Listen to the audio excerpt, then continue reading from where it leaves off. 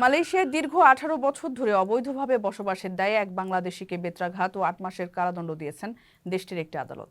শুক্রবার এক বিবৃতিতে এ তথ্য জানান তেলেঙ্গানা অভিবাসন বিভাগের পরিচালক মোহাম্মদ ইউসুরি মোহাম্মদ নূর।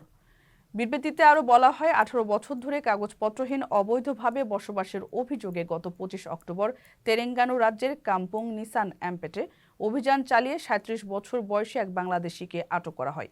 ওই বাংলাদেশি ইমিগ্রেশনের হাত থেকে বাঁচতে বিভিন্ন সময় বিভিন্ন উপায় অবলম্বন করে আসছিলেন। ইউসরি আরও জানান, গত মঙ্গলবার দুপুরের দিকে দেশটির কুয়ালা তেলেঙ্গানা ও কুয়ালা নেরুস জেলার আশেপাশে অভিযান চালিয়ে মোট 62 জনের কাগজপত্র যাচাই বাছাই করা হয়। এর মধ্যে 13 জনের কাছে বৈধ কাগজপত্র না থাকায় তাদের আটক করা হয়। আটকদের মধ্যে 7 জন বাংলাদেশি ও 6 জন মিয়ানমারের নাগরিক রয়েছে, যাদের সবার বয়স 19 থেকে 45 বছর বয়সী। তবে আটকদের নাম প্রকাশ করেনি অভিবাসন বিভাগ। প্রবাসীদের বিনিয়োগের শতভাগ নির্ভরযোগ্য প্রতিষ্ঠান প্রবাসীর সিটি লিমিটেড।